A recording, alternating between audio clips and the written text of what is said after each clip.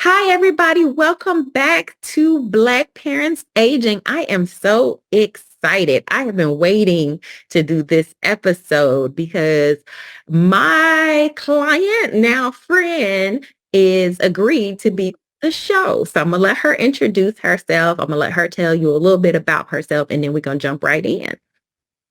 Hi, so my name is Kim Snow. I'm originally from Brooklyn, New York. I am in marketing. I've been doing marketing for the past around 25 years. And I live in Georgia now. And actually, my parent aging has brought me to Georgia. So I've been here about since 2021. So this is year three-ish for me. So yeah, that's a And little I'm about just me. going to tell everybody, I'm going to tell the world, Kim found our office, our law office, through the podcast. So, Kim, tell people, what were you doing? How did you even come across the show? Hmm. Yeah, so like I said, my dad was aging, and I was looking for resources online because what I found is that information is not central. It's not central online when you're looking for resources for a parent. Elder care is extremely, extremely expensive. And I was just kind of looking for resources on how to get money at the end of the day. So I stumbled upon the podcast and started listening. I'm like, well, those are some other great things to know as well.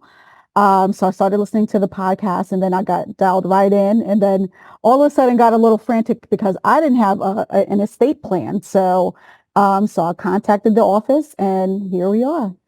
All right. So, we are going to first talk about kind of your father aging, because you mentioned specifically you had aging parents, which is what sent you down the rabbit hole. So, tell us a little bit about what was going on. Like, what was the day to day like, and what made you say, okay, I need to start looking for stuff? Right. So when I was living in Brooklyn, everything was going great. My father was aging, but he was still, he can maintain his daily activities. Every day I would have to kind of just check on him, make sure he eats. It was okay.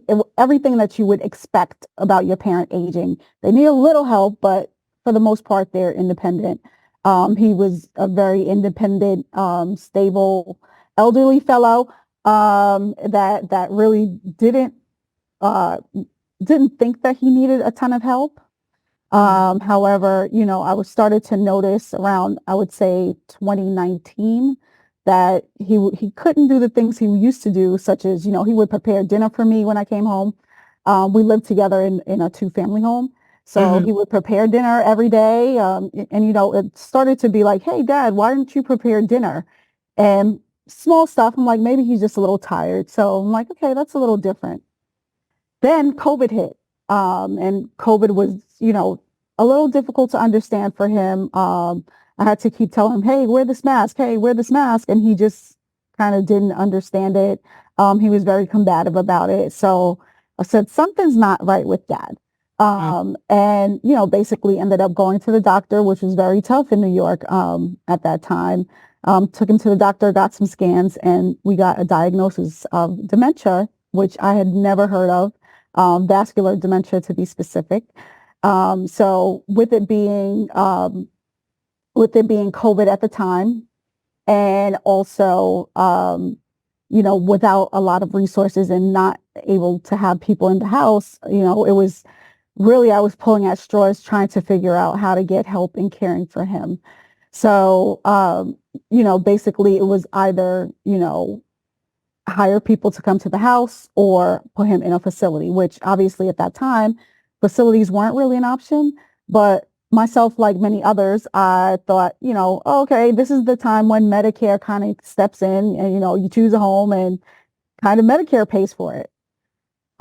Yeah, the next thing I found out was no, Medicare does not pay for it. So right now you have the choice of giving up all of his pension for him to go on Medicaid or, fund it yourself. So I saw it as, if I gave away all the rights to his money, then, I had no control over where he would be. Hmm. So I took that as a challenge then. And, from it was literally one day I was his daughter, the next day I was his caregiver. I had to then make all the decisions about it. So So that's how let we are where we are. All right, so you had just said a lot, so we're gonna unpack some of that. So let's back up a little bit. So you said he was, things weren't the way you remembered or that he normally operated, and then you got some tests and some scans done. Now you and I have talked, so I remember that wasn't quite as easy as you just kind of laid it out there.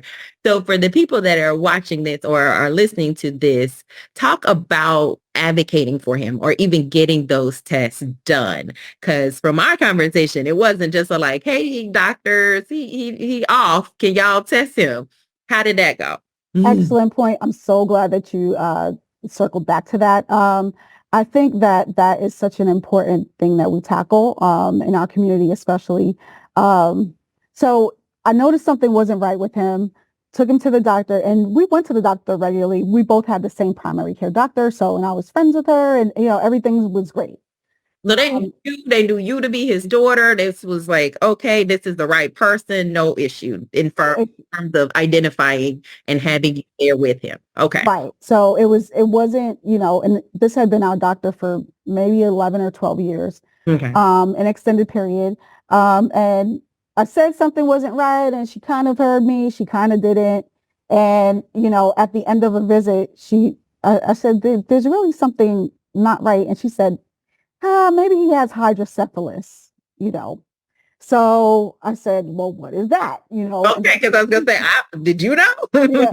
So yeah, she's like, why don't you try going to this neurologist that he'd been to in the past? Why don't you try going to this neurologist? I know it's COVID. Listen, you went to him before, try it again. And I wasn't so keen in it because it was COVID. So, you know, I made an appointment. We went to the doctor. And when we were at the primary care, it took a long time for her to even suggest that. So now I'm really lost, like, oh, it's this hydrocephalus thing. And then I read up on it. They're like, oh, that's curable. So I'm like, great, we can be on our way. Went to the neurologist and he said, hey, yeah, let's send them for this scan and this scan. So now just think back, we're in New York. Where the scans took place was the exact same place where they were storing the bodies during COVID, when you saw it in New York. So not only am I navigating him not being all there, mentally, I had to kind of figure out how I was going to navigate bringing him to the hospital because can't just with a parent with cognitive issues, you can't just say, hey, sit here, I'm going to go park the car and I'll be back. So I had to kind of navigate that. And he sent us through a couple of rounds of that. So it's very stressful. Meanwhile, I'm working a full-time job too, still at this point. Um, I bring him to the scans a couple of times. Doctor comes back, hey, it is hydrocephalus. I'm like, great, let's do this shunt thing or whatever. And then he's like, not so fast. I just want to see one more thing. Sends us for another scan. And in that additional scan, he says, actually, even if we did a shunt, it would come back that, he has dementia. He seems to have had a couple of TIAs, which ultimately he was having a series of strokes. We didn't know because they were very small strokes. So he had a couple of times that happened, which led to his cognitive impairment, which at that point, he made a diagnosis that it would be, sort of a disease that ended up being terminal, which was the vascular dementia. So let's talk about like timeline just to give Mhm. people understanding. Like you went to this first doctor's appointment. Okay, you noticed something was off and you Mhm. mentioned it to the first doctor. Like walk us through how long did it take before you finally got to actual diagnosis? So I noticed something was off, and it took And about this was COVID, so let's also yeah. get in perspective. Looking at the grand scheme of things, he was declining before COVID. So like let's say it's somewhere in 2019, I'm seeing that the conversations are a little different, but he's aging. Okay, great. He's still able to maintain, get up, take a shower, do things that he normally did. So we hit COVID, and then so that's March 2020. So let's say around, and I couldn't get him to agree to a mask. So that was in March of 2020. I would say about maybe May of 2020, we went to the first doctor. Mhm. So, And, it took a while to convince her, like within the appointment, like, hey, something's off, So then we got the next appointment probably 3 weeks later with the neurologist. And then doing all the scans took about another 6 weeks or so. So I would say somewhere around June or July of 2020 is when we got the diagnosis. But nobody was mentioning dementia or any of these things in any of these conversations. So it No, wasn't, this was a possibility or even on the radar when you were it having was not. It it. was not. And I was confused as to, what his behavior was. Because if you looked at him every day, you would see, hey, this guy's just really combative, and it's strange because he would actually fight me. And it's like, how do you fight your daughter? Like, I don't understand that when we've never had that relationship. Mhm. So, for him to go from one day to being, basically a normal functioning human being to now fighting because I didn't couldn't give him car keys. He was actually fighting this. So, that was abnormal. So, but in the meanwhile, I'm living with that every day and there's nowhere to call, nothing to do, no one to turn to say, hey, help me. This person who is my father is now this irate human being that I can't control, that I can't convince not to drive. And as you go along, you learn there's tricks to do. But if you're thrust into this situation and you don't know what it is, you don't know what to do in the moment. So, So tell somebody who's listening who might be looking at their parent right now, what kind of behaviors did you observe or what did you see? Because somebody's probably listening to this like, yep, yep, yep. yeah, What we dealing with? And they don't realize, oh, okay, this could be signs of that. So what were you seeing on a day to day with him? yeah. At first, it was small things like not cooking because he enjoyed cooking for me. Mm, He would not cook. And, I thought, okay, he's aging. So that was a small sign. And then one day I came home and he said, hey, I was going to this store and I forgot how to get there. So again, oh, aging. Okay. That, and I forget how to go places, but he said, I couldn't get back home. I went to this place and I couldn't get back home. So mm, those were the very, very beginning signs. I say it took a kind of turn where I knew I needed help, where he was combative every day. He couldn't remember to wear a mask. He didn't really understand what COVID was. He started fighting me on things. Like, for instance, if I took my car to the mechanic, to get an oil change or whatever, he became irate about the car not being outside the house. He'd often forget where the car was parked. mm, He'd be very combative about, simple things like, hey, you need to eat. Or he would eat multiple times a day because he forgot that he ate. So it's very out of the ordinary, everyday activities became, sort of problematic for him. mm, So, and it seemed very like, hey, dad's acting this way against me, but it's actually the disease. And people used to say it after the diagnosis. It's not him, it's the disease, but it truly is that your brain can no longer function the way it used to, nor can you reason. So I think that was the biggest hurdle is after this diagnosis came and somewhere along the way, it became, hey, this person is no longer able to reason and apply reason to anything. So reasoning could be, hey, don't eat late at night because, your stomach will hurt.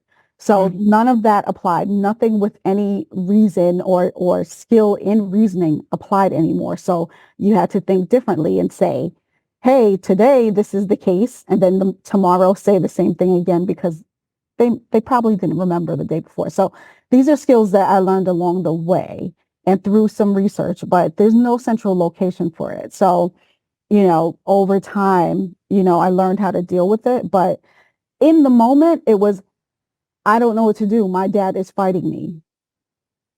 So, And you're still going to work. You're still like having to do all the other things. yeah. So, one of the things that happened also is, he would appear in my conference calls. So when everything went virtual, he's there. He has the keys to my house. Somehow he remembered how to navigate getting in my house.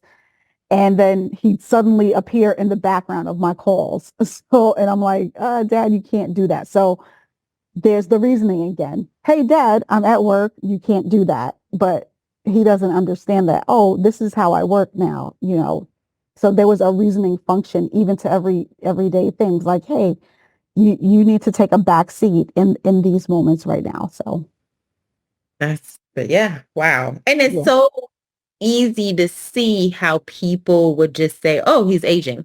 Yeah. Oh, this is because the symptoms or the signs can look very similar to Mhm. just, because I mean, we all go through it, right? We all be like, okay, where'd I put my keys? Yep. Mean, I got a little bowl on my desk because I'm like, if I don't put it right there, it could be anywhere. Yep. Yep. And Yep. so it's so easy to just say, oh, okay, dad's forgetting stuff, or oh, Hmm. yeah, dad's a little off, he's tired, or he's not doing the same things. Hmm. So I think for our listeners is just being so tuned in, being able to say, yes, memory loss is a sign of aging. But this seems to be a little bit more. This seems to be another step. There's something else going on here. Right. And I would say look for the small things too. I think that there were times that there were small things and I just chalked it up. So, are they paying their bills on time? Stuff like that. Are they remembering the people that call? I would say the first sign was the short-term memory was disappearing. He could remember things from very long ago, 40 years, 30 years, 20 years. But anything that happened yesterday, he may not remember that. Or if he Mhm. just met a person, he wouldn't remember their name or wouldn't remember their association to himself. So it starts with just little things like not being able to necessarily cook, maybe not being able to walk to the store the way they used to, and not physically. He could still physically do it. It's just as far as location, he didn't. We gave away his car, and then the next day he was like, "Hey, I went outside to look for my car to park it from alternate side of the street and it wasn't there." Like, oh, Dad, we gave away your car yesterday. It's that short-term memory that, was kicking in, but it's everyday things. So you're cooking, maybe you sew and maybe, like those things start to go. And, I think the first sign is to really keep up with those things and say, hey, maybe something cognitive can be going on here. Let me just keep tabs on it. So So let's move forward. So now you got, okay, finally we got some scans. We got an answer. We know mhm, what's going on with him cognitively. mhm. So then what? Like, what did the doctors give you any resources? Was there anything available? Where did you go from there? Because this piece of paper that tells you the problem, is there a solution on there? So that was one of my greatest learnings is that there's no resource book, there's nothing centralized, that tells you what to do in the case that you get this particular diagnosis. There's still so much unknown about it.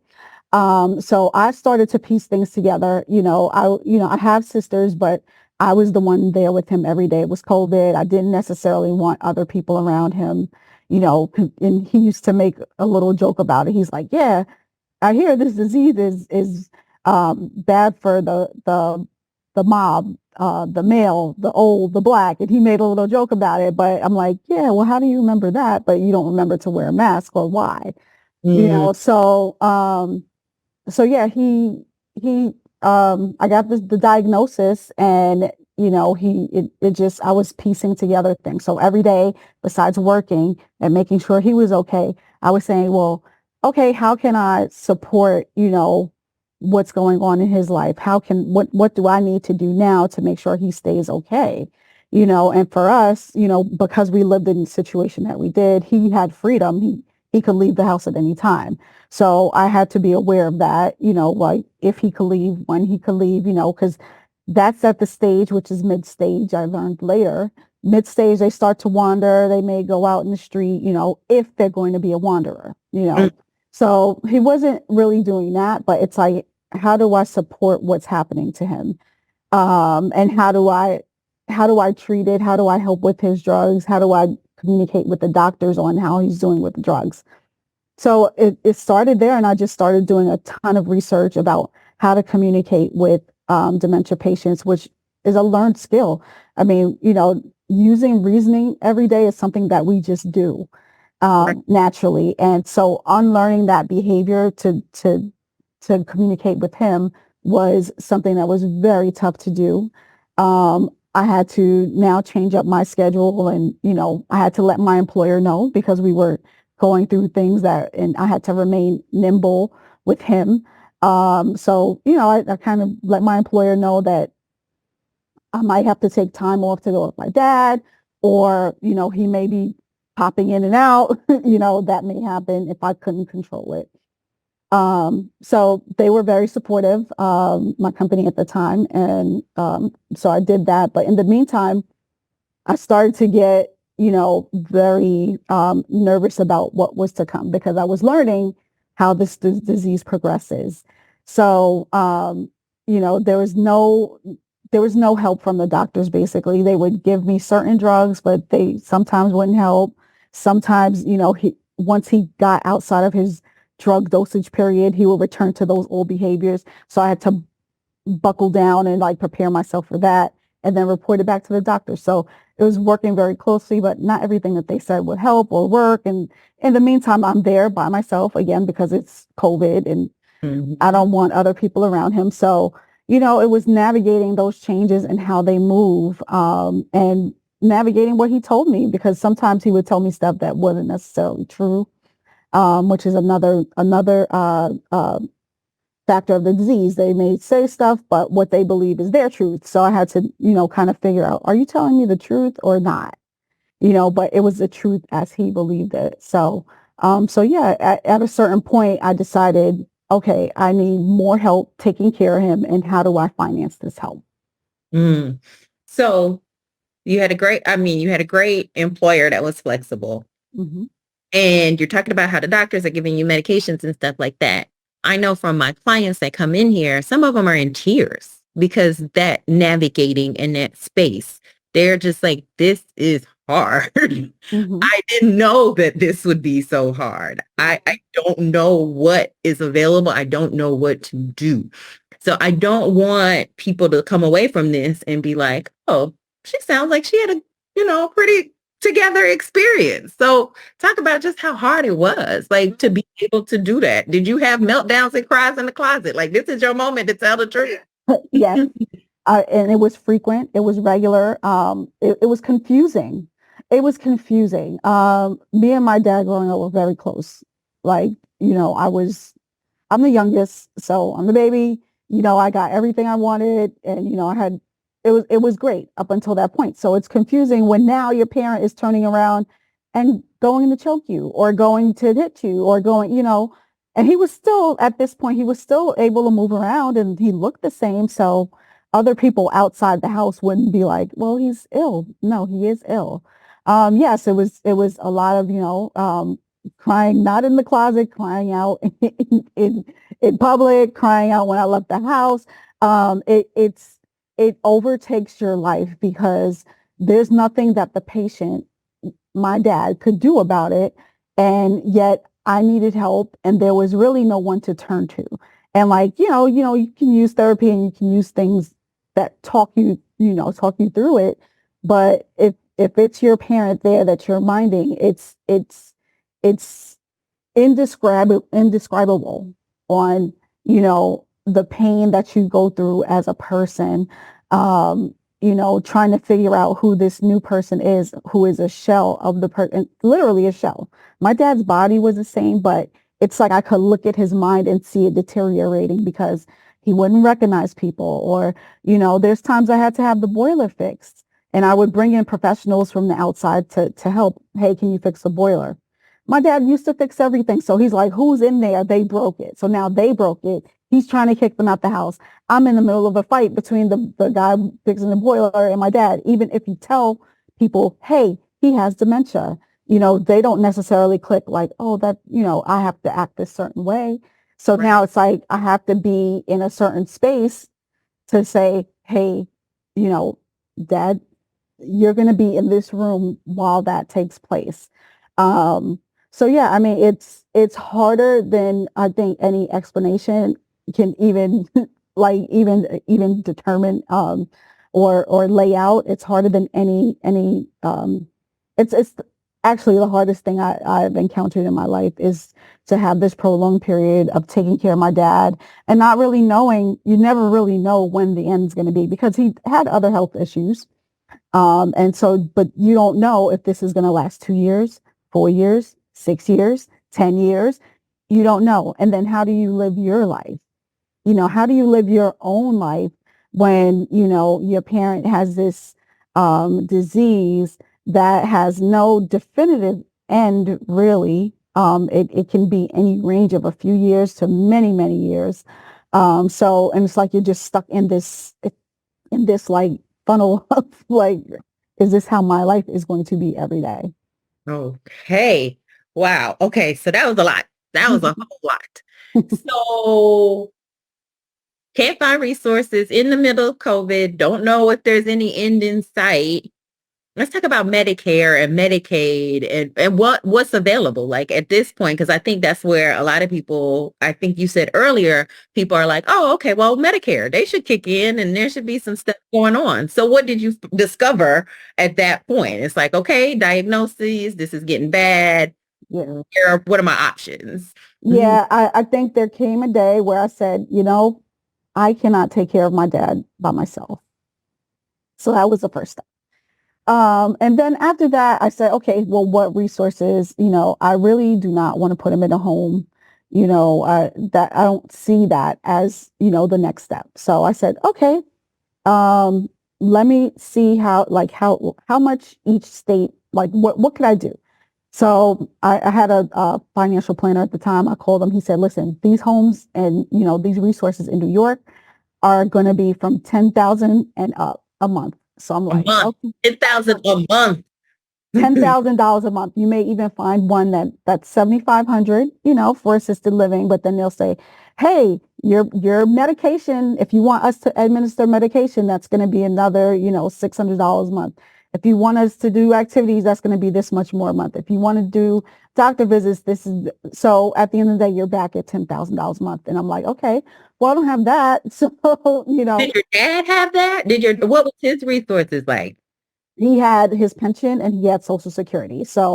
And that's when I came to the conclusion, okay, so this Medicare thing is not an option unless he's in it, he does a hospital stay and that's not feasible. Mhm. So, okay, here we are. All right, so I can't do the 10,000. He's not bringing in that much through his pension and social security, but he's bringing in a good amount. Like I said before, I wasn't willing to part with the resources that he was bringing in because ultimately you have to turn it over to the government if you're going to receive the government help. But then if you receive the government help, then you don't really have a say in what the help is or how the help comes. Mhm. So, okay, that's not an option. So I said, well, looks like for me, the only thing I can do is move. So let's see what other states are saying. Um, and then I said, also, what I could do is, just invest in a place where it's nicer for him. We're not in the city because we were in Brooklyn. We were in the heart of Brooklyn, Mhm. which just wasn't safe for him at that time. So that's how I ended up actually in Georgia. I heard that the care was a little more affordable. And, I decided, okay, well, I'll build a place where I can take care of him a little better and control the circumstances a little better because I couldn't in the place that we were living. Um, and so that's how I ended up here in Georgia and built a whole house with a suite just for him with a step-in shower. He didn't have that at home. So, and I saw his mobility was getting weaker. So I was very proud that I was able to do that. And, in my head, it lived as, yes, I'm going to create this thing for my dad where, he can live out his last, few years. I don't know how long, but he can live out his last few years and it'll be nice and dandy and we'll live in this nice house in Georgia. Um, Let me just, before we even keep going, point out to people mhm, Kim can move. She has the flexibility. She had the flexibility to switch states. Like some people, because of work, because of marriage, because of their kids, like they don't have that even as an option. So because you were in a position that you could actually look at other states, that afforded you the resource of even be able to say, okay, Georgia's going to be able to give us what we need. So mhm, everybody doesn't even have that. So from just this whole experience, you had some things that were kind of in your favor, if you will, that was able to give you a little bit more freedom and flexibility that some other people have. So you packed it all up, built a house, and moved him to Georgia. Yes. So, and yeah, we owned our house in New York. So I was able to sell that house, gave me a little bit of extra funds to kind of, build. So that was another resource that I had. So yeah, I packed it all up. I was very excited that I was providing him with, a little slowed down lifestyle, um, to come to Georgia. And he's actually from the South, so he's from Florida. So, and we had, some family here, and, but a lot of his family's in Florida, they'd be able to visit. So there was this grand lifestyle that I had in mind for him, just centered around him. So I'm gonna stop us right there because now I feel like we got to do another episode of life once we get to Georgia, because the disease is progressing, and so what that looks like for somebody who doesn't have the long term memory to even say, oh wait, we're not in New York no more, and now I'm in a whole new environment, and it's a Mhm. house that don't look like the house I'm used to that we've been in for years. So I'm gonna, for the interest of time, this is part one. This might even be a three-part series. I thought it was gonna be two parts, but I think it's gonna be three parts because we need to talk about life in Georgia, what that looks like, and Mhm. how the disease progresses, and Mhm. then kind of what you do throughout this. So that's it, guys, for this episode. You got to tune in to find out what happens once they get to Georgia. All right. All right. That's it for that.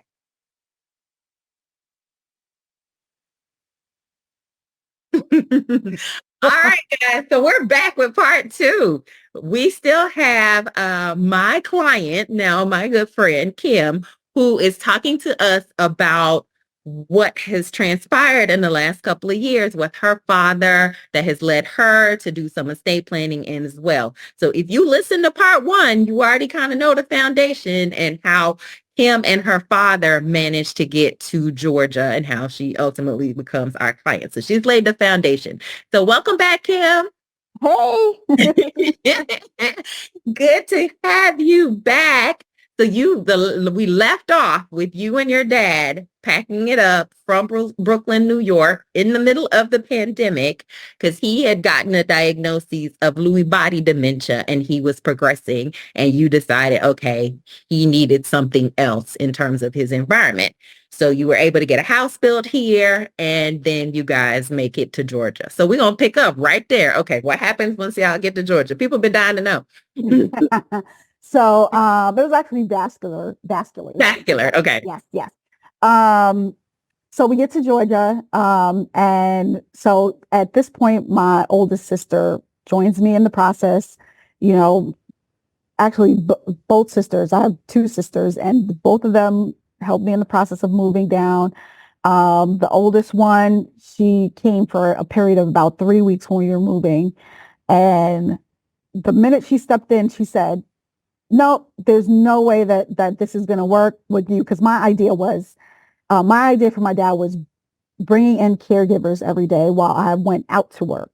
Okay. So that kind of was my plan. Like, okay, I bring in somebody every day to kind of be his daytime caregiver while I was at work. And they wouldn't have much to do because he still was, as long as you fed him lunch, he was still kind of on his own. Um, so my sister made a decision that wasn't feasible, because of the current workforce, with caregivers at this time. It's they would cancel. It just wasn't working out. They would cancel. It wouldn't be the same person. Some people he liked, and some people he didn't. Most are not trained in dementia, Mm, which is interesting. And outside of that, it just wasn't sustainable. It wasn't feasible to do, which, I was very disappointed. I built this whole house for him to be here and to live here, and spent about, I don't know, it took about maybe a year or 18 months to pull the trigger on this. So, it was disappointing, but, in the grand scheme of things, and looking back, yeah, it was the best answer. So my sister immediately went into research mode. She went out, she saw all these homes, and then she came back. Here's my final three. You go look at them and pick. So you had somebody to even try to help you navigate that part. Right. I don't think I It's would not ever like there's have. a database or rankings or No, anything that you could just go to, right? So now you no. have to do boots on the ground. A lot of people think about a place for mom, but I'll tell you this, a place for mom will refer who they get referral fees from, and it's always not the best place. So they'll leave great places out, which I believe the place that we ended up going, they weren't on a place for mom. So she got So for boots to the people ground. who are listening or don't know, a place for mom is just a resource. It's online. You can Google it, and they have different assisted living facilities or different nursing home facilities on there. But their system on how facilities gets on there, they dictate. And so I Mhm. don't know if it's paid, I don't know if it's referrals, we don't know, but Kim is simply saying that she realized there were facilities in Georgia that weren't on there, they weren't listed, and so she could have missed out on them just because they weren't listed on that resource. Correct. Correct. So yeah, my sister went boots on the ground. She found a few homes, about probably eight of them. She went to visit them, gave me a list and said, go visit these, pick the ones you like. You pick the one you like and we'll take that there. So that was another whole thing. And, so we negotiated the fee, which was substantially cheaper than anything in New York, Okay. like substantially. So that was a plus, to it. So yeah, I picked a home from the one that she gave me, and from there, that was another whole Pandora's box because now I had to learn how to navigate the home and the home process, and workers in there, and it kind of feels like when you're looking for relief from this situation, it kind of feels like, oh great, now I can go and live my life. But no, you're managing the home as well. To talk about it, because somebody is probably listening right now thinking, okay, I got to put him in a home, or I got to put her in a home because Mhm. I'm never going to be able to get my life back. Explain what the day to day now becomes when they are in a facility. Yeah. And now, and So, again, this is just assuming we're not going to stick them there and close the door and never right, look. This is still care about this person. I still want to make sure that they are getting the best resources. right. So that's going to also depend on how your loved one is. Are they still mostly independent? Which when I took my dad into the home, he was mostly independent. You could just drop some food off. He'd feed himself. He was able to go to the bathroom on his own. It was all, he was okay for the most part. I could call and rely on his information on, are you okay? Yes, I'm okay. I'm doing good. One thing that did help me in this process was he was further along in his dementia, and so far that he did not realize that we had moved. Okay, so this So, yeah. So that was a point, he whole, didn't know it was Georgia. He didn't even know it was a facility. He's just kind of like, we're yeah. here. So, I mean, I guess the home that we picked had similarities to Okay. our home that we came from. I mean, to my eyes, it was clearly not, but to his eyes, he's thinking that he's in our old house in Detroit. Okay. So that was to my advantage. So, as long as they kind of fed him, he was okay. So he didn't need a lot of interaction, or he didn't need any of that. So they just made sure he ate, and that was it. As the disease progressed, and I'm noticing things about him, I'm noticing, at one point I'm like, his behavior is different. But one thing I had learned is that one of the first things, when your parent is sort of getting out of sorts, if they're on medication, one of the first things you want to do is check for a UTI. This is Mm, around the time that I learned that. So he had ended up being in the hospital for being he fell. That's what happened. He fell, and turns out he had a UTI. But so usually that's that, not something that we would that wouldn't be obvious. It wouldn't be right, like, Dad fell, check for this UTI, your nerve tracking, for those who don't know. How do these two things even go together? Like right, nobody just immediately come to those two. Oh, that might be the issue. Right. So that happened a couple times while he was in the home. Toward the end, the last one of his last hospital visits, I took him to the hospital this time. Because they thought that he had pneumonia, and it was a long story, but they took him to the hospital, and so now I'm in the emergency room with him. The other times I wasn't there, but this particular time I was.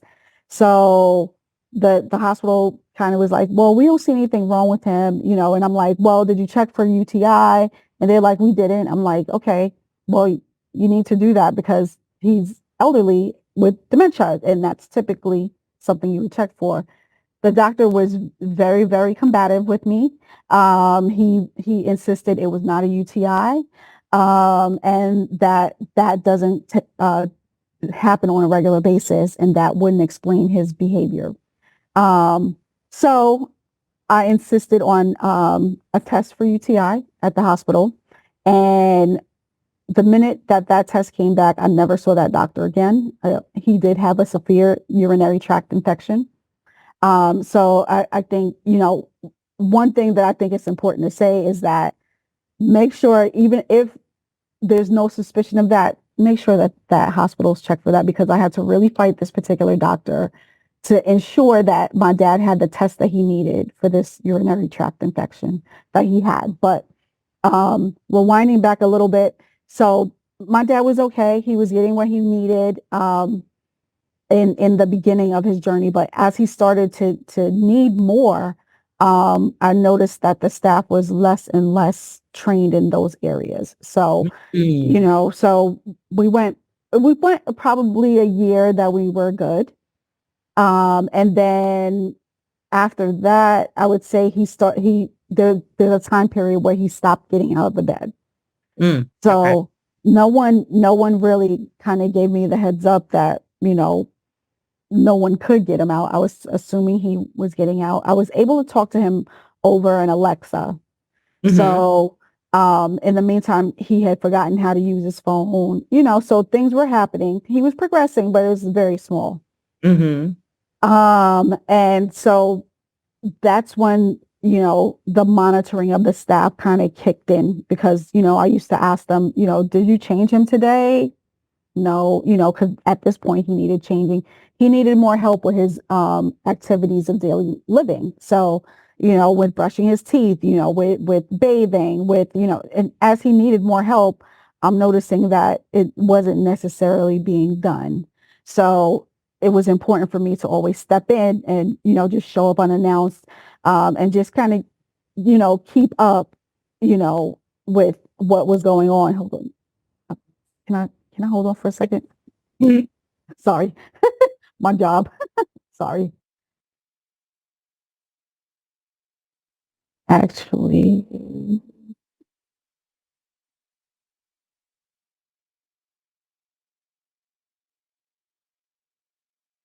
okay. Okay, cool.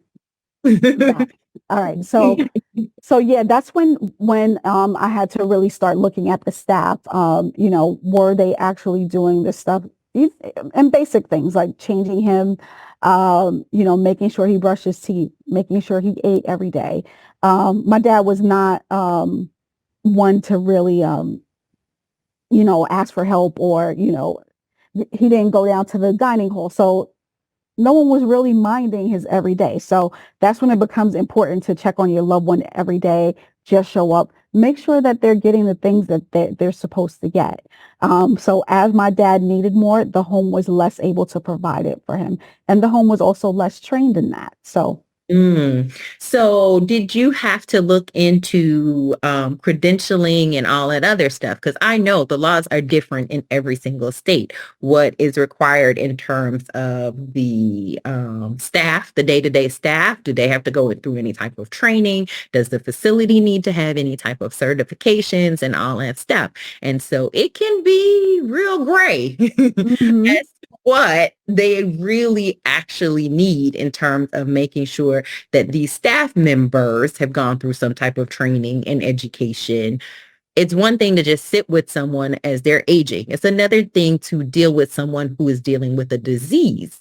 So talk about that. Talk about like what you observed with the staff people. Yeah, so, you know, from my sister's research, she found out a bunch of stuff about, what's required by the state, including some of the training and what they're supposed to know, and, how many times they're supposed to be changed, all of these things she vetted. Um, Now, I was told that they were trained in dementia and they knew, kind of how to navigate that. But as as I'm there, I'm seeing that I'm training the staff at a certain point to say, to show, hey, this is kind of how you deal with these types of, behaviors. Hmm. Or walk away for 10 minutes and he's not even going to remember that this interaction happened. And now you're getting a different person. So, so that was interesting in that aspect. So there is a certain amount of training that they have, but in aging, I found that every person's aging journey is very different. So, you're not aware of what you're going to need until you land at that doorstep. And, we rely on places like, facilities to kind of help guide that. But what we will find out, and what I ultimately found out, is that, you know, that level of worker is just kind of non-existent in the space. So, just like any other, workforce, they're having a lot of problems filling those jobs in those areas.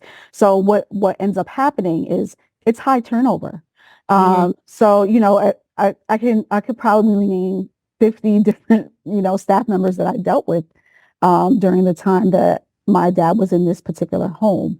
Um, but no, not everybody's trained. You may be told that, but the training, like I felt that I was teaching them on how to deal with dementia in many cases. So, So he's in the facility. So what's the time frame now? What just kind of help everybody guide through this? Because are we out of COVID at this point? Are you able to visit? Are there people coming in and out? Like, just tell us where we are. so he went into the home so I moved to Georgia in July of 2021. Okay. So he went to the home in 2021, August. So now we're in 2022. So I wouldn't say out of COVID really, but because he did get COVID in that year. So Okay. that was another whole thing. The home had a COVID outbreak. So I would just hope for the best because I couldn't visit him. I Mm. really didn't know. He really couldn't answer the phone. So I didn't know what happened. I just had to rely on their reports. Okay. So, but he ended up coming out of it. I was surprised at that because I thought in his state, I thought he was kind of fragile. So, I was Gotcha. kind of prepared for the worst at that point. Hmm. So he came out of that where so yeah, we're in 2022, around 2022. So And then he eventually passes. So for the right. listeners to find out. So talk about how we got there, what led Yeah. up to that, and just kind of what that experience was like. Yes. So eventually, so when he wasn't getting out of bed, of course that's gonna cause its own problems. So I kind of tried to reason with him, hey, Dad, you know what happens when you don't get out of bed? Yeah, I know, is what he says. He doesn't know because we don't Yeah. reason anymore. Yeah. So he says he doesn't know, right? I mean, he says he knows, but I'm like, but you're not getting out of bed. I do everything to try to coax him. But I'm seeing, okay, there's something going on. The nurse of the home is telling me, oh, he's depressed. I don't necessarily buy that as,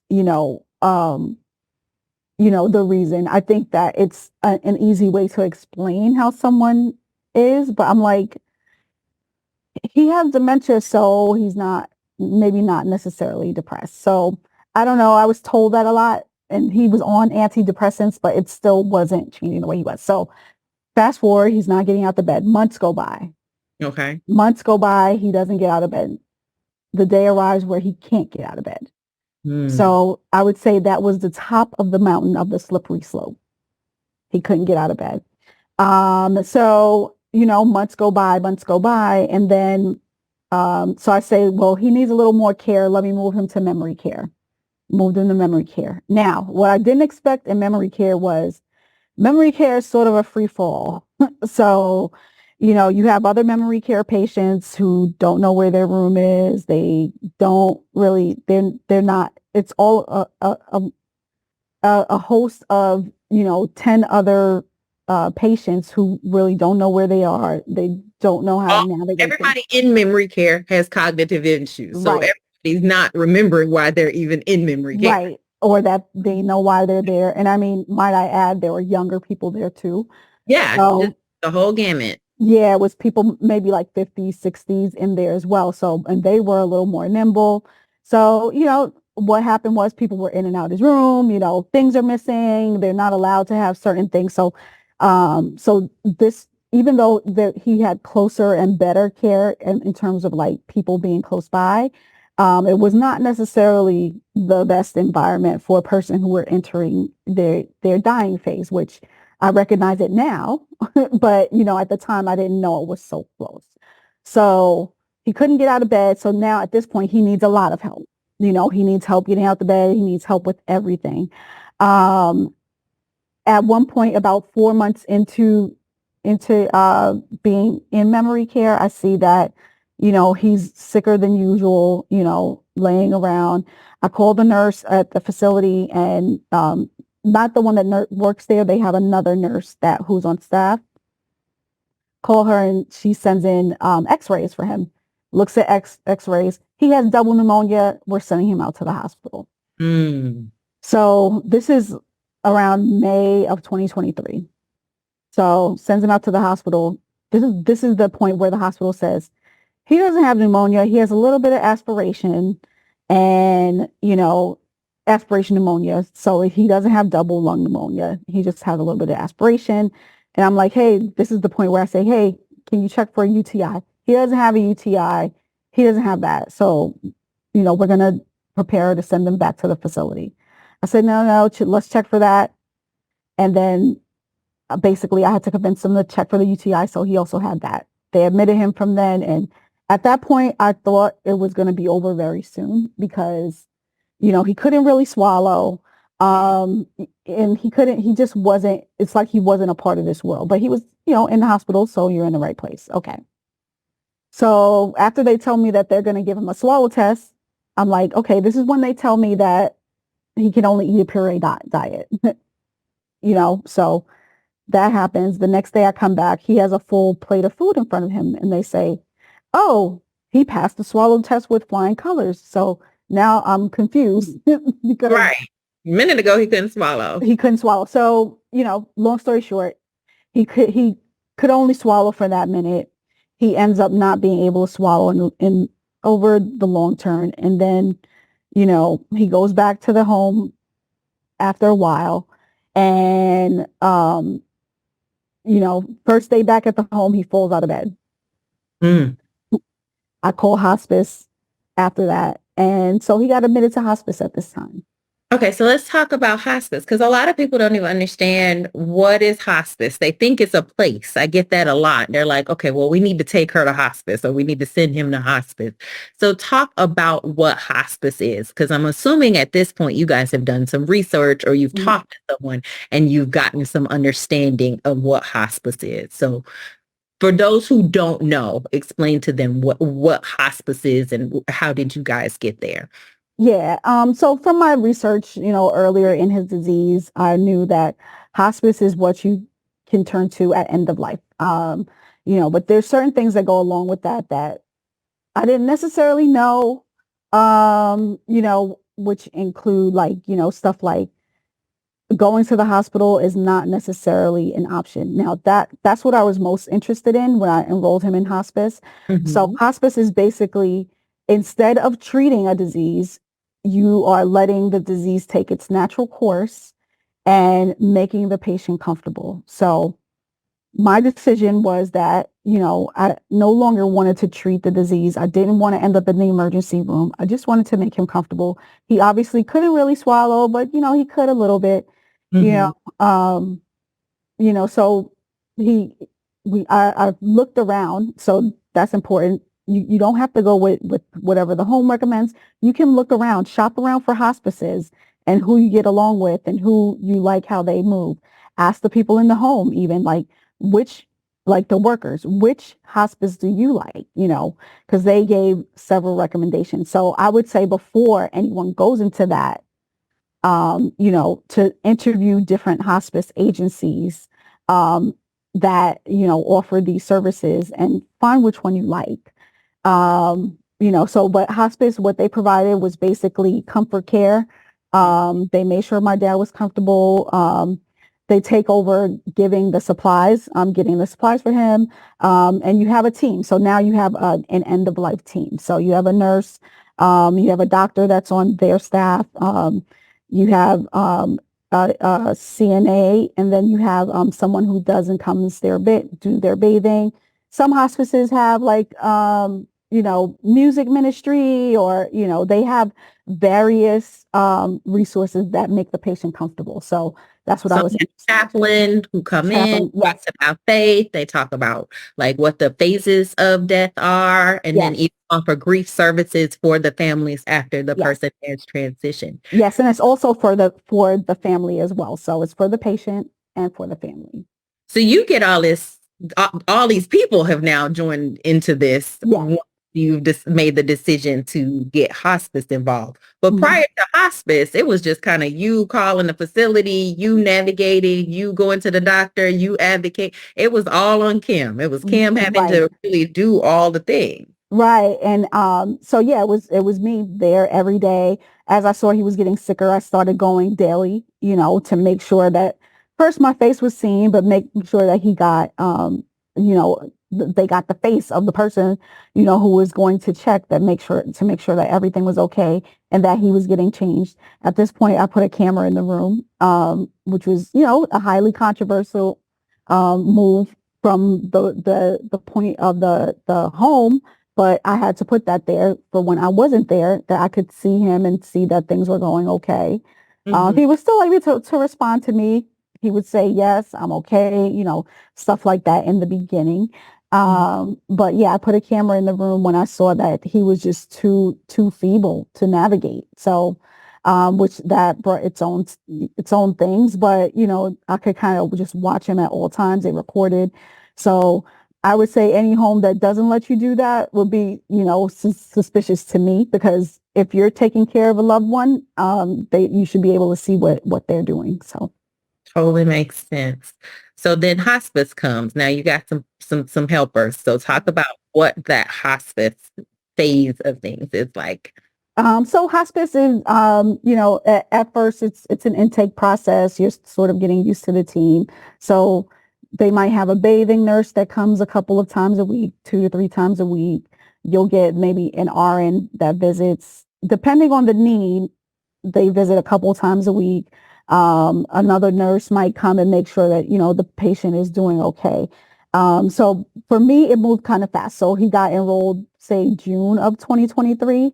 And I would say by August, he had passed in August. Mm. So I was expecting my tenure with hospice would be more along the 6 month marker, but the nurse did try to come in and say, I don't know, it looks like he's kind of in the beginning here. She would visit often. The main nurse would visit maybe once or twice a week, and then just make sure that he was okay with the drugs. He was pulling himself out of bed. So that's the reason I actually got the camera, because I'm like, how is he ending up out of the bed? But And no one to really answer your question on that. yeah. And So, let me just point out for people who don't know, because Kim said she was expecting the full 6 months. What she's referring to is oftentimes when somebody is going, or they say going into hospice, but again, it's not a physical place. Mhm. But you have a doctor who says, yes, this person is likely to only live for the next 6 months. And at the 6 month mark, they can go back to that doctor, or they can go back and say, is this person going to continue to live beyond that? But typically, this is where the trained professionals are saying that the likelihood is this person will only have 6 months left to live. And that's when you can make the decision if you want to bring in some hospice resources. So that's what she's saying. I thought I would have the full 6 months. Right. Right. So yeah, and so they would come on a regular basis, and then so toward the end, so it started with him in the swallow thing again. So it came like he was in the hospital in May. It came up then, and then he was okay. They started pureeing his food, and making it easier for him to eat. Mhm. But he was withdrawing, so he wasn't really communicating back. He wasn't doing much talking. They would kind of, add some drugs in there. They added Ativan, which, I wasn't really crazy about in the beginning, but I saw that he was agitated. And then he started to contract. His body started to contract. So, which was very scary to see. So just one leg in particular would start to contract and he seemed to be in pain. So they introduced morphine. So, which is very controversial, I think from, the regular person standpoint, but I can tell it helped with my dad's pain. Mhm. So he was in a certain amount of pain. So at that point, it becomes, true comfort care where they're administering these pain meds. And then, so he was on morphine for a couple of weeks and then they had to keep increasing the dose, which then he went into an actively dying phase. So, which I wasn't all the way aware of, but um he kind of just couldn't swallow anymore. So, that's where we ended up. hmm And so through all of this, were you given at least the option of talking to grief counselors or transit people to help you explain or understand the transition in the different phases? I think that the hospice was that, but I think they were kind of reading signs for me. I looked like I kind of understood, but I didn't know it was that close. So they probably didn't really know that I wasn't completely in tune with, oh, hey, he's in the last few days. So, but the hospice was there every day. So that was a clue. So my particular hospice, I think that they just kind of thought that I understood that that he was in his final days. Yeah. Which he was giving all of the signs were there, but I think from a subconscious standpoint, I think that I didn't necessarily want to witness those stages. So I think that it was more so that, because I saw everything textbook that they said would happen was happening with him. So I would say part of it was my choice of not really wanting to be a part of, or witness that, to have it Got etched in my mind. So, And I think that especially that piece, it's different for everybody. mhm. What you manage, because again, you're still working, you're still doing Yep. things, still, outside of taking care of your dad. You are multifaceted. So Hmm. this is one thing that was going on in your life, and how you deal with it personal is so different for everyone. Yeah. How involved they want to know in Mhm. that last phase versus I want to remember the person maybe at a different phase of this. And so Right. I'm choosing to actively not necessarily be as engaged at this phase. Thank you so much, Kim. I mean, this, woof, child. And now I told you we got to do a third part because we didn't even talk about how you became my client. None of has led up to how you and I even met. Right. So we got to talk about that. And in going through all of this with your dad, what did that lead you to do? So guys, part 3. Y'all gonna have to catch us on the third part. We're gonna give y'all just because I can't leave it there. I mean, we Yeah. gotta now give them some active to-dos. We got to tell them what they should be thinking about in their life. So tune in for the third part. All right, guys. Until next time. All right. So then she'll cut it and then we'll do the next one.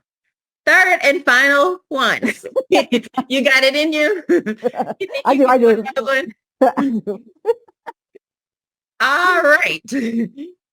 All right, guys, welcome back. This is the third installment with my client and now good friend, Kim Snow, who, if you have listened to the first two, has talked to us about what started with her father as not cooking, kind of forgetting some stuff, and how that progressed and what life was like for her and her father as he got a diagnosis of dementia all the way until he passed. So welcome back, Kim. Thank you. I know, Lord, I got you. Three installments, which I am so grateful for. And I know our listeners are as well. Because I know in doing this podcast, it has been amazing. The people who have come forward and who have said, wow, like, thank you for this resource. And so I know that there's somebody listening that is probably dealing with all of this right now and was like, oh my God, like, I didn't know. Like, thank you for at least giving me some tidbits or some nuggets so that I can start looking into some stuff. So thank you for coming back for this final installation. Thank you for having me. So when we left off last time, it was kind of on a somber note because we were discussing your father's transition and bringing in hospice and what that phase looked like. So we went from noticing some change in behavior to a diagnosis to having to put him into a facility to then having to make the decision that, okay, we are going to do hospice and we're going to do some pain management, but we're no longer going to treat the disease. We're just going to keep him comfortable as he begins to make his transition. So that's where we left off. Now, in all of that is when we met. So how did we meet? Tell them. Okay. A couple of things were going on. So one, it was, because of my dad, I was looking for resources. So I listened to the podcast and, I heard all this stuff about estate planning and, all the things that could happen. So when I was hearing that, I was like, oh no. So heard that. And then unfortunately, in the middle of that, my sister passed away also, Mm, unfortunately. And my sister was young, 50 something. And, she had a situation and she suddenly passed away. So both things were happening at the same time. So, so I saw that her estate ended up going into probate, which wasn't very messy, but it was messy and unnecessary and expensive. And, in the meantime, I'm looking at my dad's assets, I'm looking at my assets, and I'm like, I don't have any kids. Now I don't have my sister. What should I do? And so I kept listening to the podcast and basically got really nervous and said, let me call them right now. I'm here in Georgia.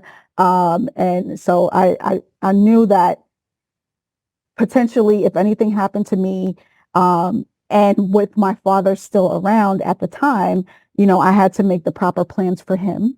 And then also make the proper plans for myself since I had no offspring and now I was down a sister, and no one would really know what to do. So I called and then Nicola, that's how we met.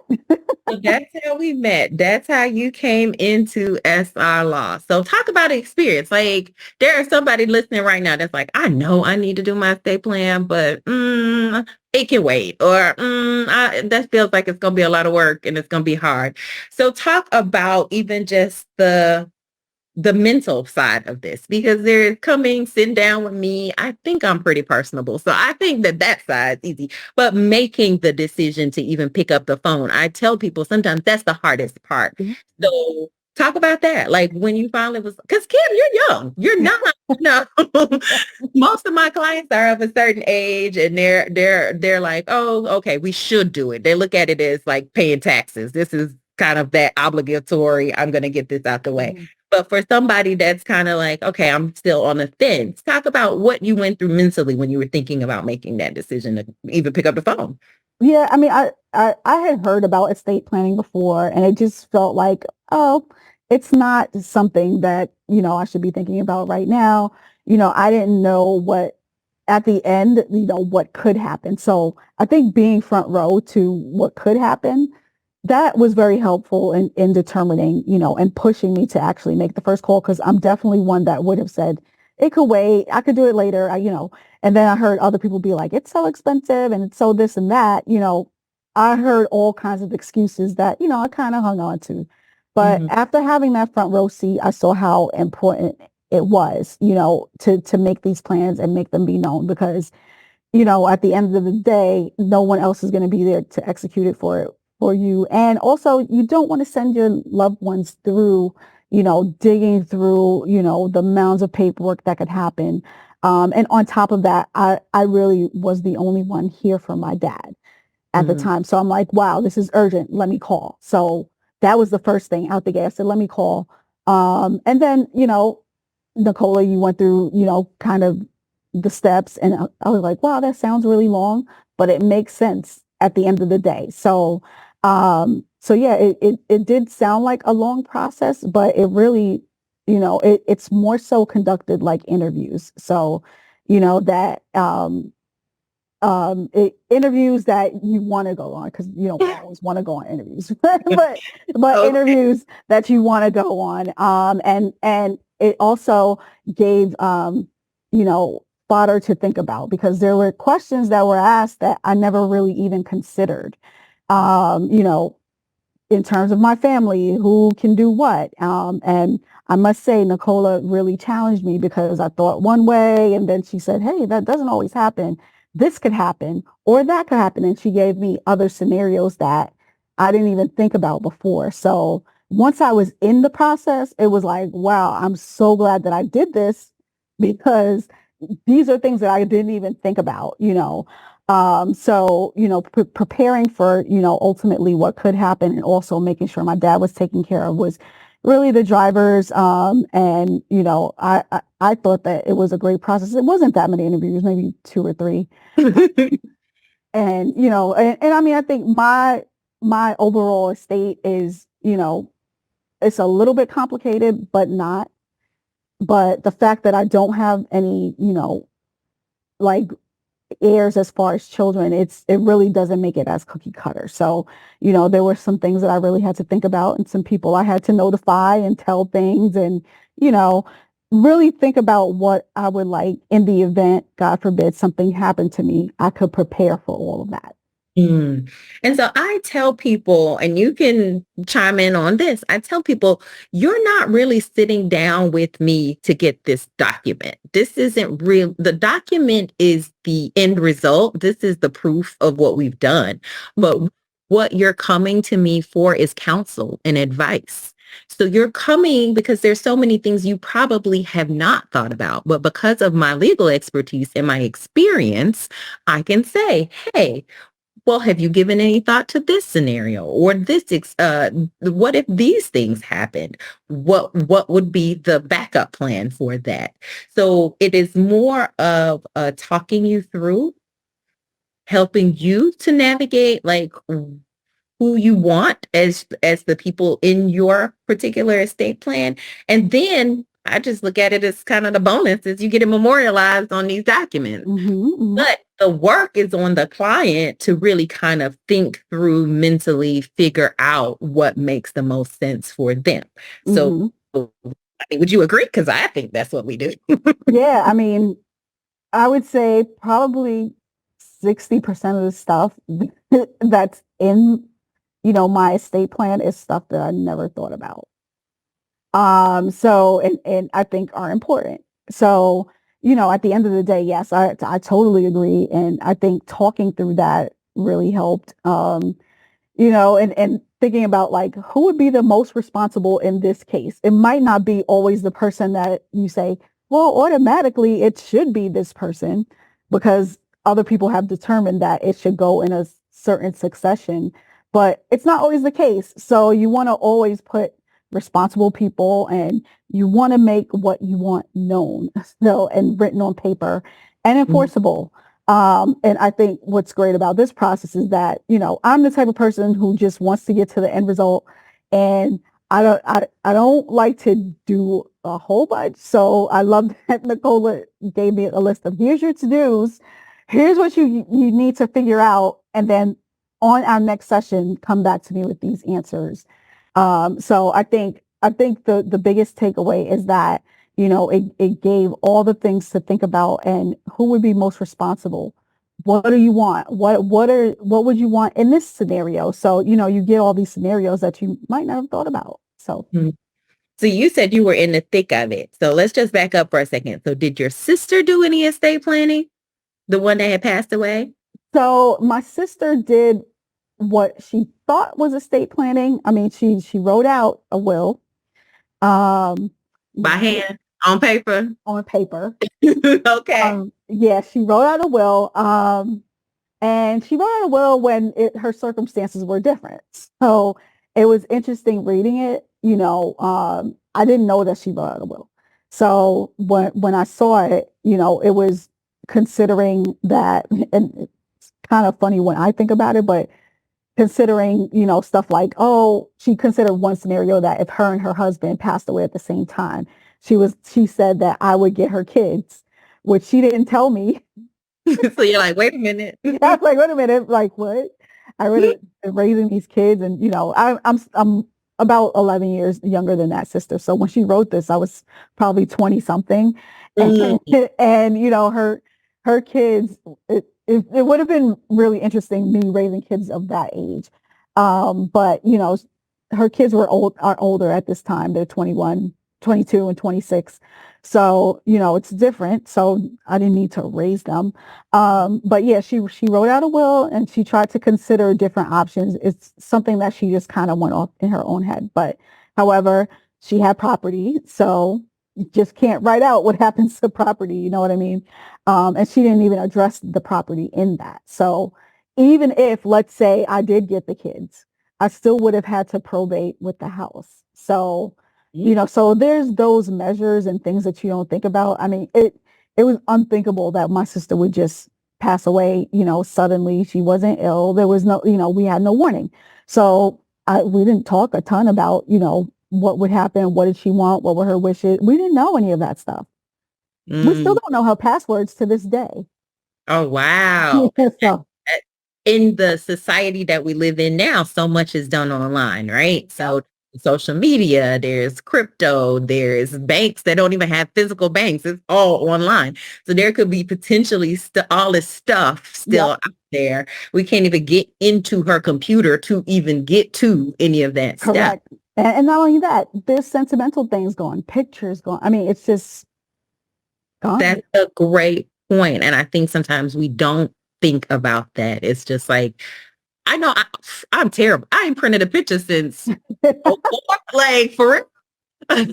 My kids would be like, film, what's that?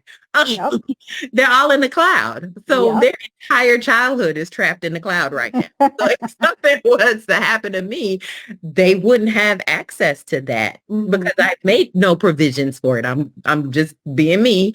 I'm just as guilty as some of us. But your sister did at least think I needed something in writing, Right, but she never went back to update it. right. She did not go to an attorney to help her think or navigate through some different scenarios to say, okay, well, what do you want to see happen with the property? Well, what happens if the children are still minor versus if they are adults? Or if the people you listed and written out on this paper, you're no longer in relationships with, what would that look like? So it doesn't sound like any of that transpired. None of that transpired. Okay. So then you're in the thick of probate. So how did that go? Without getting all into, too much, but Yeah, I mean, well, I don't really know the weeds in her case. We were trying to avoid it. So she's married. So that was helpful. But the way that long story short, the way that they structured their things was her husband already had a house before he married her, and then she kind of bought this house, and they kind of, moved like, a modern couple, let's call it. Right. So, so all of the paperwork wasn't necessarily easily discoverable. Mm, So it was a good probably my brother-in-law was in probate for probably a year in order to get all of that paperwork combed through and his name on it. I mean, even though they were married and we knew this to be marital property, mm, his name wasn't really on anything. So in order to redo that, that's when he had to do his estate plan because now it's him and his kid, like his sons, my nephews, that he hasn't outlined what's to happen with that. So, mhm, but yeah, she didn't have any. There was no like legal paperwork prior mm. to her passing away. So, So you dealt with that. Then your hmm father passed in June. And did hmm he have any estate planning? so that was the interesting part. I went through all of that. And I mean, the way with my dad we structured his life, he didn't have assets. So, he didn't have a house, he didn't have a car. So I'm like, well, feels like we're good. Um, so the prior to him passing away, or actually when he went to retirement, the way that we could choose his pension was, you could choose where somebody like a beneficiary gets after they die or whatever. Mhm. So we were like, let's not do that. Let's use that, or like let's take the full amount and then whatever's left over from, whatever's left over liquid, let's just put it into a life insurance policy. Now, one of the things that I took away from that is that he was 60 something when he got this life insurance policy. So I think, a lot of people think they're too old when they're in their 60s. He was able to get fully insured when he was Mm, late, it was late 60s. okay. So that's how he kind of set that up. So we're thinking we're good. Well, at least I was. I was thinking we're good. He doesn't have assets. Pension ends when he dies, so don't have to worry there. Social Security ends when he dies. Okay, we're good. Out of nowhere, I get a letter from his pension that, hey, there's this, money left over and, who's there to claim it? So guess who's in probate? Oh, listeners, what Kim is saying is her and her dad thought they were good. They put this together. Now, Kim, did you and your dad, I'm assuming y'all did all this pre-dementia, before the diagnoses and all that, most of that Yes. had handled. Yep. And you didn't go to an attorney at that point to say, let's figure out what needs to be in place. Am I correct on that? You're correct. We went to actually a financial planner at the time. Somebody that is not an attorney that Right, handles this space. Okay, just want to make right, sure people right. understand. People, sometimes we don't stay in our lanes, and so, or we go to the wrong professional. Right, right. So I mean, the advice was good. It just didn't go into the legal part of it. So, he's the one that was kind of like, all right, you have these 5 options for your pension, 4 of these have beneficiaries included. This one doesn't. So, this one will give you the capital you need to put into a life insurance policy. So we're like, great, let's do that. Let's pick this one. So now in my head, I'm recording that. Oh, okay. Well, nothing will be left. No beneficiary needs to be noted. Mm-hmm. So that's what I'm thinking. And then, so I remember this. So now I'm thinking like, okay, he has no assets. He has no this, no that. There's nothing to really estate plan for him. And surprise, here we are, and I get this letter and I keep on meeting roadblocks because there's no way that I'm able to claim this because they don't know who I am. I'm not listed on anything, even though I tried everything. I was like, here's my birth certificate. He's my dad. They were like, no, we don't know who you are unless you can give this letter of test of whatever it is. No. Letters of testamentary, which is Yes. what you get from the probate courts.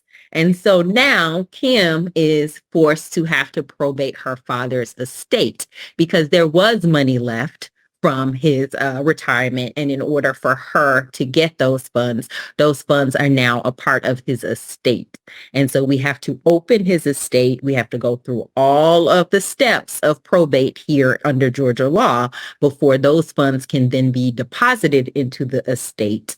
Deal with if there are any creditors or whatever the case may be, all that has to be dealt with. And then after everything is dealt with, will the funds even be distributed to Kim as his heir?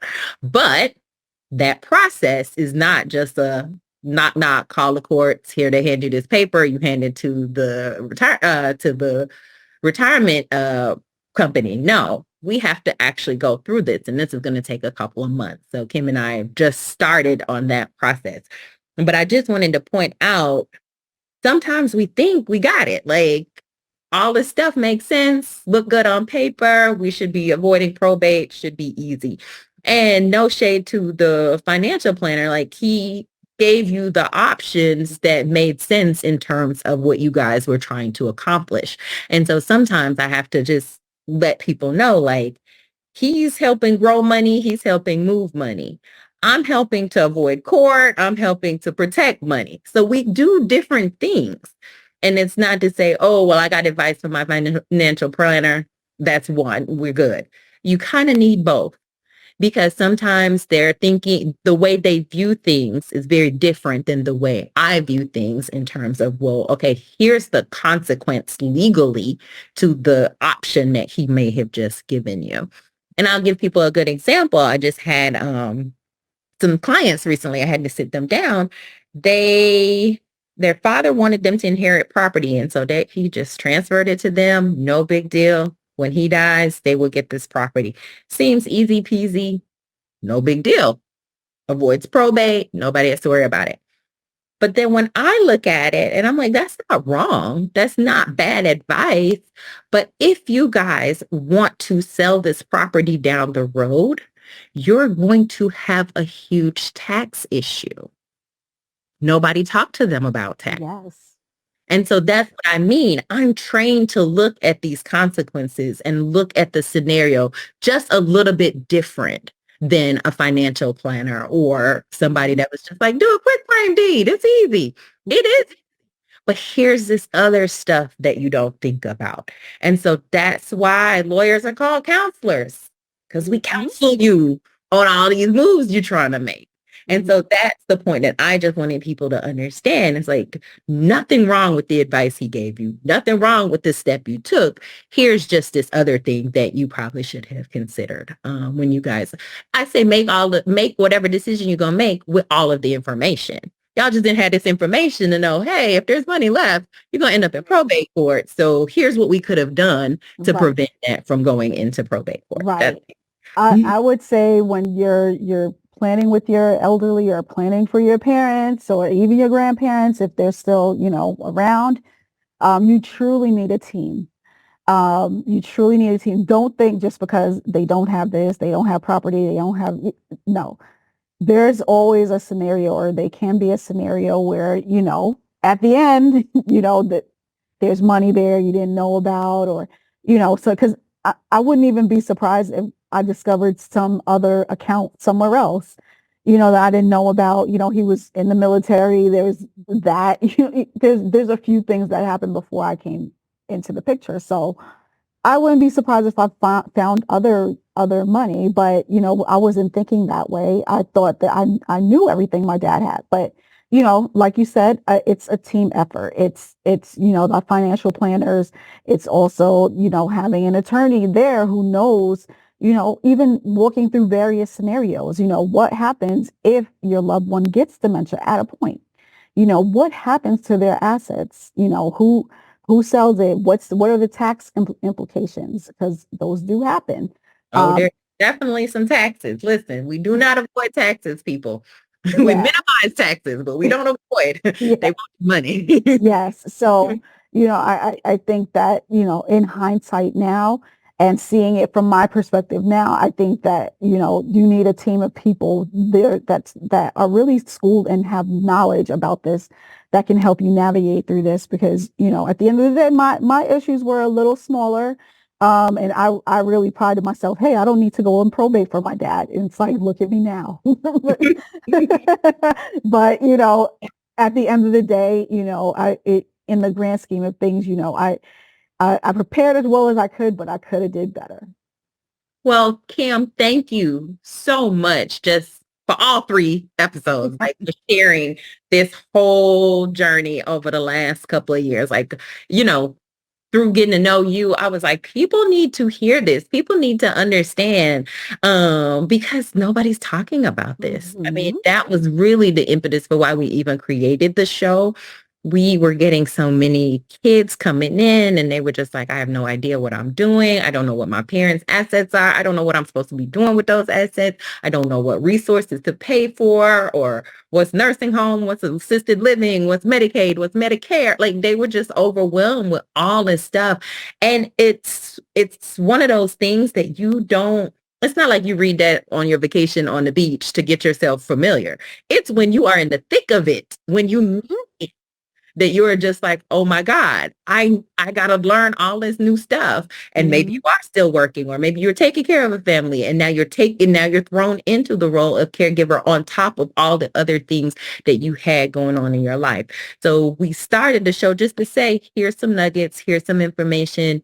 Know it now before you actually need it. And then if you do need it, we're here and use this as a resource. So thank you for being a part of the resources that we are now creating for those people who might be dealing with all the stuff that you just went through. Yes, thank you for having me. Any last words, any final like, hey, if y'all don't hear nothing else, this is what I want y'all to remember. Yeah, I do have some last words. Uh, I tell my friends this. I say, you can put it off all you want to, but this is urgent. If you have parents who do not have a plan, if you have any of your loved ones in your life that you will be responsible for, this is urgent. This is urgent. Even if you do one small step, there's small steps that you can take towards this. Just make the phone call and see, what can you do? What's at risk even to learn that. It's urgent. It's not something you can put off. So I think if you can walk away with one thing today, it's do not put this off. Make your life easier, and that's all I can really say about that. I still made it urgent and I still, had a little bit left over, but I think, there are way complicated situations, especially when you add in, steps and, wives, husband, kids from first marriage. Like as your situation gets more complicated, then it ends up hurting families. So if there's one thing to walk away with, this is urgent. This is urgent. You heard it for the people in the back. This is urgent. Thank you so much, Kim. It has been awesome. All right, guys, that's it for this episode. Until next time, bye. Bye.